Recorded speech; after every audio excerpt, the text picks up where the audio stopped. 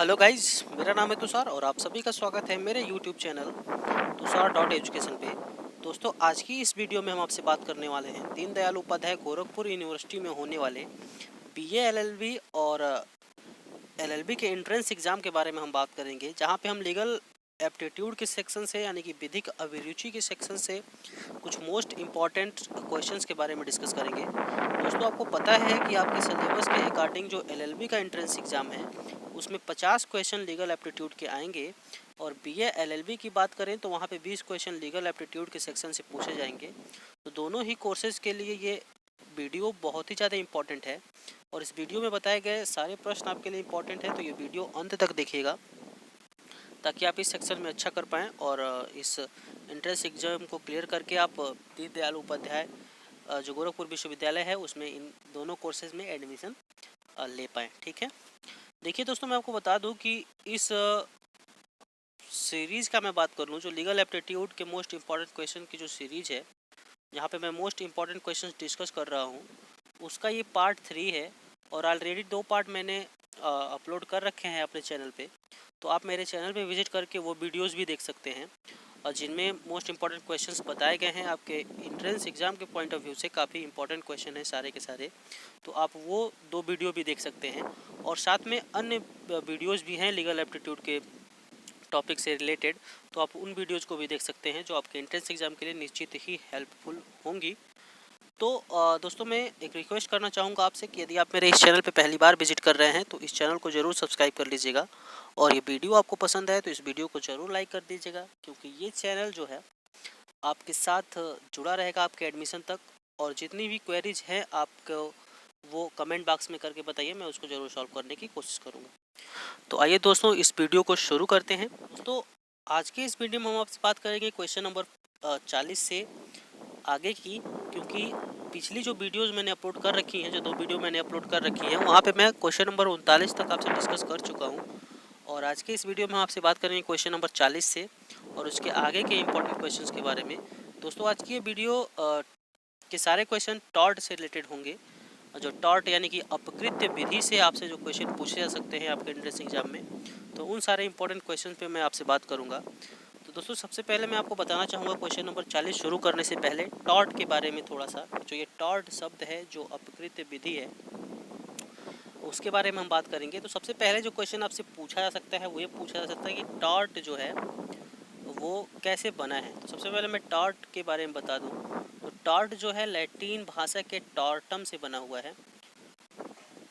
टॉर्टम से ये जो शब्द की उत्पत्ति हुई है, लैटिन भाषा के टॉर्टम से इस शब्द की उत्पत्ति हुई है, जिसका मतलब होता है कि जो एक्ट जो है, कोई ऐसा कार्य जो ट्विस्टेड है, क्रुक्ड है, यानी कि जो विधि के विरुद्ध है, तो ऐसे कार्य जो हैं टॉर्ट के अंदर में आते हैं। तो मैं आपको बताऊं कि टॉर्ट जो शब्द है वो लैटिन भाषा टॉर्टम से बना हुआ है। ठीक है, ये आप ध्यान में रखेंगे। लैटिन शब्द टॉर्टम से टॉर्ट की उत्पत्ति हुई है। टॉर्ट को हिंदी में अपकृत्य बोलते हैं और जो अंग्रेजी के वर्ड रॉन्ग से इसकी तुलना की जा सकती है, WRONG, यानी कि रॉन्ग से इसकी तुलना की जा सकती है। आप कह सकते हैं टॉर्ट इक्वल टू रॉन्ग। ठीक है, तो ये आप थोड़ा सा ध्यान रखेंगे। और चलिए अब आगे क्वेश्चंस पे हम बात कर लेते हैं आपसे। है कि क्वेश्चन नंबर 40 कह रहा है an act which is twisted, crooked, which is straight and lawful, which is not straight and lawful. मतलब कोई ऐसा कार्य जो टेढ़ा मेढ़ा है, क्रुक्ड है, जो सीधा नहीं है या फिर लॉफुल नहीं है, वो कैसे कार्य होते हैं। तो वो आते हैं टॉर्ट के अंदर, यानी कि अपकृत्य विधि के अंदर में आते हैं। तो ऐसे कार्य को हम टॉर्ट के अंदर रख सकते हैं। ठीक है, क्वेश्चन नंबर 41 की बात करें तो tort is species of civil wrong other than breach of contract. देखिए, टॉर्ट जो है एक सिविल रॉन्ग होता है। अब यहाँ पे एक बात पे और ध्यान दीजिए कि सिविल रॉन्ग और क्रिमिनल रॉन्ग में क्या अंतर है। एक तरीके से कह लेते हैं, सिविल रॉन्ग जो होता है वो किसी व्यक्ति के व्यक्तिगत अधिकार का उल्लंघन करता है, जबकि क्रिमिनल लॉ का इफेक्ट पूरे समाज पर पड़ता है। ठीक है, तो सिविल रॉन्ग में जो है मोस्टली जो देखा गया है वो कंपनसेशन देने की बात होती है, यानी कि क्षतिपूर्ति दिलाने की बात की जाती है। जबकि क्रिमिनल लॉ की हम बात करें, क्रिमिनल रॉन्ग की बात करें, तो वहाँ पे सज़ा का प्रावधान होता है। ठीक है। तो ये भी आपसे अंतर पूछ सकता है कि सिविल रॉन्ग और क्रिमिनल रॉन्ग में क्या डिफरेंस है। तो सिविल रॉन्ग में क्षतिपूर्ति देने की बात होती है और क्रिमिनल रॉन्ग में सजा दिया जाता है। सिविल रॉन्ग किसी व्यक्ति के व्यक्तिगत अधिकार का उल्लंघन होता है, जबकि क्रिमिनल लॉ में पूरा समाज इफेक्ट होता है। ठीक है, तो ये आपको अंतर ध्यान में रखना है। तो ज़रा अच्छे से और एक्सप्लेन कर दूं मैं आपके लिए। तो देखिए, tort is species of tort क्या है, तो एक सिविल रॉन्ग है other than the breach of contract, जो ब्रीच ऑफ कॉन्ट्रैक्ट यानी संविदा भंग से भिन्न है।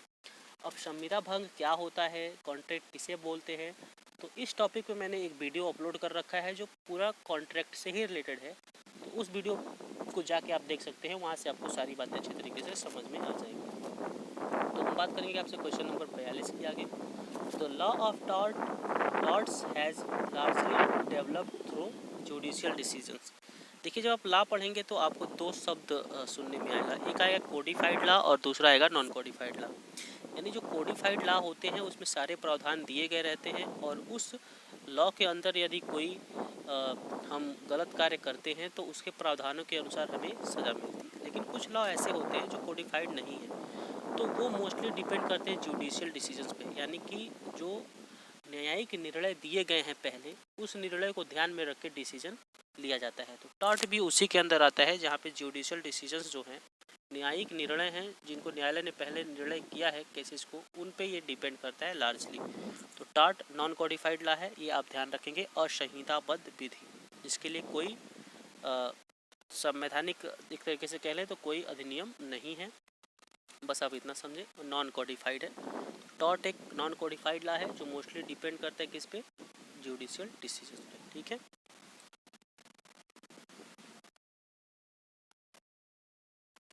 अब बात करें क्वेश्चन नंबर 43 की।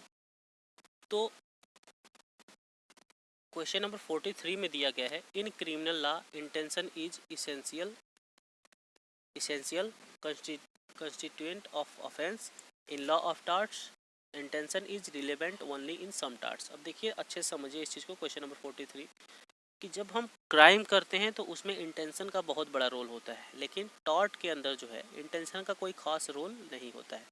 तो इस प्रश्न में कह रहा है कि क्रिमिनल लॉ में जो है इंटेंशन एक इसेंशियल, एक तरीके से कहें तो कंस्टिट्यूएंट, यानी कि इसेंशियल जो है एक मोस्ट इम्पॉर्टेंट पार्ट होता है किसी भी क्राइम को करने के लिए, इंटेंशन रिलेवेंट होता है। लेकिन लॉ ऑफ टॉर्ट में जो है intention is relevant only in some tort, यानी कि जो इंटेंशन है वो कुछ पर्टिकुलर टॉर्ट है उसी में रिलेवेंट होता है, बाकी सब में नहीं होता है। तो इस क्वेश्चन का आंसर होगा ये। क्वेश्चन नंबर 44 की बात करें तो द मैक्सिम यूबी जस्ट ईबी रिमेडियम मीन्स। देखिए, जो मैक्सिम होते हैं ये लीगल मैक्सिम है, इनका मतलब होता है लॉ के अंदर, हर लॉ में अलग अलग तरीके के मैक्सिम होते हैं। तो ये टॉर्ट के अंदर यूबी जस्ट ईबी रिमेडियम का मतलब होता है in law there is remedy for every wrong, यानी कि लॉ के अंदर जो है हर गलत कार्य के लिए रेमेडी है, उपचार है। तो इस लीगल मैक्सिम का मतलब ये होता है यूबी जस्ट ईबी रिमेडियम, यानी कि हर गलत कार्य के लिए एवरी रॉन्ग, यानी कि a remedy for every wrong, यानी कि हर दोष के लिए उपचार है लॉ के अंदर। तो ये ध्यान में आप रखेंगे। क्वेश्चन नंबर 45 जो मोस्ट इंपॉर्टेंट क्वेश्चन है, और इस पर आप बहुत ही अच्छे तरीके से ध्यान देके सुनेंगे सारी बातों को। अनलिक्विडेटेड डैमेजेस मीन्स, अब इसका आंसर देख लीजिए, not ascertainable approximately arrived at. अब इसका अर्थ देखिए, अनलिक्विडेटेड डैमेज। अब यहाँ से दो बातों पर आपको ध्यान रखना है कि डैमेज दो तरह के होते हैं। डैमेज कितने तरह के होते हैं, डैमेज होते हैं दो तरह के, एक होता है लिक्विडेटेड डैमेज और एक होता है अनलिक्विडेटेड। ठीक है, अब दोनों में अंतर क्या होता है, ऐसा उपचार, चूँकि मैंने आपको बोला कि टॉर्ट एक सिविल रॉन्ग है, और यहीं से एक बात समझ लीजिए कि कॉन्ट्रैक्ट भी सिविल रॉन्ग के अंदर ही आता है। जो हम संविदा करते हैं किसी से, तो वो भी सिविल रॉन्ग के अंदर आता है। अब दोनों ही विधि में अगर कोई विधि विरुद्ध कार्य होता है तो उपचार देने की बात की जाती है, यानी कि रेमेडी देने की बात की जाती है, डैमेज देने की बात की जाती है। अब कॉन्ट्रैक्ट के अंदर जो है जो डैमेज दिलाया जाता है उसके बारे में पक्षकारों को पहले से पता होता है, तो इस डैमेज को हम बोलते हैं लिक्विडेटेड डैमेज। लिक्विडेटेड डैमेज एक तरीके से बोल सकते हैं निर्धारित क्षति। निर्धारित क्षति जिसके बारे में पक्षकारों को मालूम है कि अगर विधि विरुद्ध कार्य होगा, ब्रीच ऑफ कॉन्ट्रैक्ट होगा, तो कितना डैमेज देना पड़ेगा। ठीक है, लेकिन टॉर्ट के अंदर क्या होता है, टॉर्ट के अंदर ऐसी कोई बात नहीं होती है। टॉर्ट जब हो जाता है तो कितना डैमेज देना है इसको कोर्ट डिसाइड करता है, इसको कोर्ट डिसाइड करता है। इसलिए इसके बारे में हमें पहले से पता नहीं होता, इसलिए हम इसको बोलते हैं अनलिक्विडेटेड डैमेज।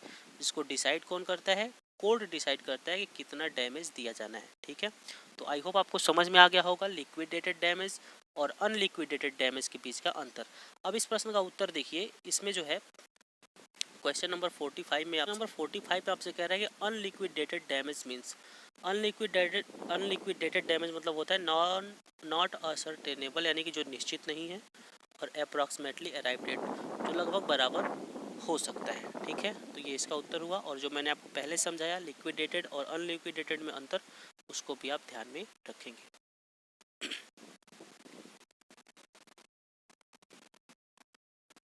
अब हम आपसे बात करें क्वेश्चन नंबर 46 की, तो 46 नंबर का क्वेश्चन भी एक लीगल मैगजीम ही है। तो इसका मतलब क्या होता है? रेस इप्सा लोक्यूटर, रेप्स इप्सा लोक्यूटर। आपको अजीब शब्द लग रहे होंगे क्योंकि आप इसको पहली बार सुन रहे हैं, लेकिन जब आप सब्जेक्ट को पढ़ना शुरू करेंगे तो वहाँ पे ये सारे जो लीगल मैगजीन्स हैं वो बहुत ज़्यादा इंपॉर्टेंट हो जाते हैं, और कभी कभी आपके एंट्रेंस एग्जाम में भी पूछ लिया जाता है। ठीक है, इसलिए मैंने इसको यहाँ पे इंक्लूड किया हुआ है, तो आप अच्छी तरीके से सुनते हुए चले, आगे भी आपके लिए हेल्पफुल होंगी ये सारी चीज़ें।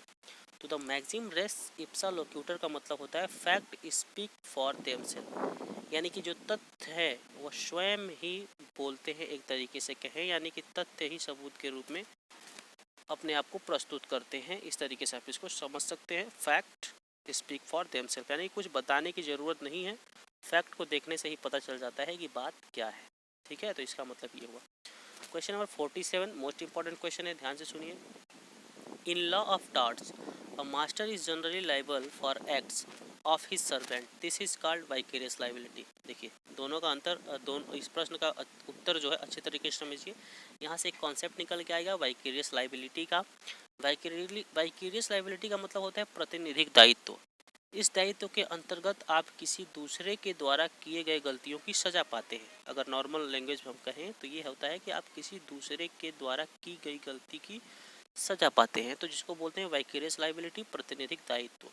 अब जब आप पढ़ेंगे वाइकेरियस लाइबिलिटी टॉर्ट के अंदर, तो आपको एक चैप्टर मिलेगा जो वाइकेरियस लाइबिलिटी पे है, और बहुत मोस्ट इंपॉर्टेंट चैप्टर होता है। लेकिन यहाँ पे आपको जो समझने वाली बात है वो यही है कि अगर कोई व्यक्ति किसी दूसरे के कार्य की गलती की सजा पाता है, वो वाइकेरियस लाइबिलिटी के अंदर में आता है। अब देखिए ये क्वेश्चन कह रहा है कि इन लॉ ऑफ टॉर्ट्स, यानी कि अपकृत्य विधि में अ मास्टर, एक मालिक जो होता है, generally liable for acts of his servant, अपने नौकर के कार्यों के लिए दोषी होता है। और ये इसको क्या बोला जाता है? इसको बोला जाता है वाइकेरियस लाइबिलिटी, प्रतिनिधिक दायित्व। आपको बस इतना ही जानने की जरूरत है यहाँ पे। अब यहाँ पे आपको 3 संबंध पे ध्यान रखना है। पार्टनर्स के बीच भी वाइकेरियस लाइबिलिटी का कॉन्सेप्ट लागू होता है। पार्टनर्स यानी कि जो साझेदार हैं, उसमें से कोई एक साझेदार गलत कार्य करता है तो उस कार्य के लिए अन्य पार्टनर्स भी जो हैं वो दोषी हो सकते हैं। और दूसरा होता है प्रिंसिपल एजेंट का कॉन्सेप्ट, जहाँ पे एजेंट अगर कोई गलती होता है तो वहाँ पे जो प्रिंसिपल है, मालिक है, वो उसके लिए दोषी होता है। अब कैसे कार्यों के लिए दोषी होता है, ये सब आपको उस चैप्टर के अंदर पढ़ने को मिलेगा। मैं समझता हूँ कि आपके एंट्रेंस एग्जाम के लिए इतनी ही चीज़ें जाननी जो है वो ज़रूरी हैं, जो आपके लिए ज़रूरी थी वो मैंने आपको बता दी। ठीक है, मोस्ट इंपॉर्टेंट क्वेश्चन आपके लिए है क्वेश्चन नंबर 48, जहाँ से आपको देखना है the act of unlawfully entering into another's property. ये क्वेश्चन पिछले साल पूछा गया था और बहुत ही इंपॉर्टेंट क्वेश्चन है, हो सकता है इस साल भी आपको आपके एंट्रेंस एग्जाम में देखने को मिले। तो the act of unlawfully entering into another's property, इसका मतलब ये हुआ कि किसी दूसरे के संपत्ति में जो है एंटरिंग इनटू अनदर्स प्रॉपर्टी, यानी कि दूसरे की संपत्ति में अनलॉफुली यानी कि अवैधानिक तरीके से घुसना, इसको क्या बोलते हैं? इसको बोलते हैं ट्रेसपास। अंग्रेजी में क्या बोलते हैं? ट्रेसपास। ट्रेसपास को हिंदी में बोलते हैं अतिचार।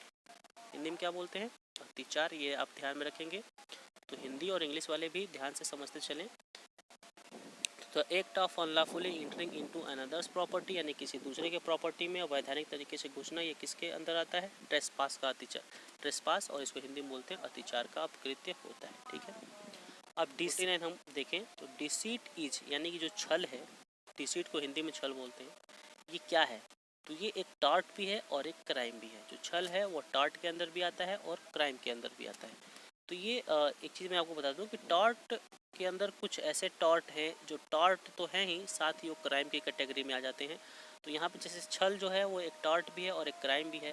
इसी प्रकार से अभी आप आगे पढ़ेंगे मानहानि के बारे में, तो वो भी एक टॉर्ट होता है और एक क्राइम भी होता है। तो वहाँ पे मैं उस चीज़ को अच्छे तरीके से बताऊँगा। तो ये ध्यान रखेंगे, डिसीट क्या है, वो टॉर्ट भी है और क्राइम भी है। कि हम बात करें तो डिफामेशन, डिफामेशन का मतलब होता है मानहानि। Bye means of writing, printing etc is legally called libel label liable. ये ध्यान रखेंगे। जब आप नंबर 51 की हम बात करें तो the offence of defamation is, जैसे कि मैंने आपको ऊपर बताया कि जैसे डिसीट जो अपकृत्य था वो क्राइम भी था और टॉर्ट भी था, उसी तरीके से डिफामेशन जो है मानहानि है वो क्राइम भी हो सकता है और टॉर्ट भी हो सकता है। ठीक है, तो ये आप ध्यान रखेंगे। क्वेश्चन नंबर 52 की बात करें तो defamation infringes a person's rights to, जो डिफामेशन है वो क्या करता है, किसी व्यक्ति के किस अधिकार का उल्लंघन करता है, पर्सनस राइट टू रेपुटेशन, यानी कि उसके रेपुटेशन के अधिकार का उल्लंघन करता है। डिफामेशन का अपकृत्य कह लें या फिर अपराध कह लें, क्योंकि जो डिफामेशन है वो अपकृत्य और अपराध दोनों में आता है। तो आज की जो ये वीडियो थी वो स्पेशली टॉर्ट के सब्जेक्ट से रिलेटेड थी। अपकृत्य विधि से संबंधित जितने भी इंपॉर्टेंट क्वेश्चन थे उन सारे क्वेश्चंस को मैंने यहाँ पे इंक्लूड कर रखा है। आई होप आपको ये वीडियो पसंद आई है, और ये वीडियो आपको पसंद आई है तो इस वीडियो को लाइक करें और साथ ही साथ इस चैनल को जरूर सब्सक्राइब कर लीजिएगा, क्योंकि इस चैनल पे जितने भी कंटेंट मैं अपलोड कर रहा हूँ वो आपके एंट्रेंस एग्ज़ाम के अकॉर्डिंग ही मैं अपलोड कर रहा हूँ। तो आप इस वीडियोस को देखिए और इस चैनल को सब्सक्राइब करिए। मिलते हैं किसी और वीडियो में, तब तक के लिए बने रहिए मेरे साथ। जय हिंद, जय भारत।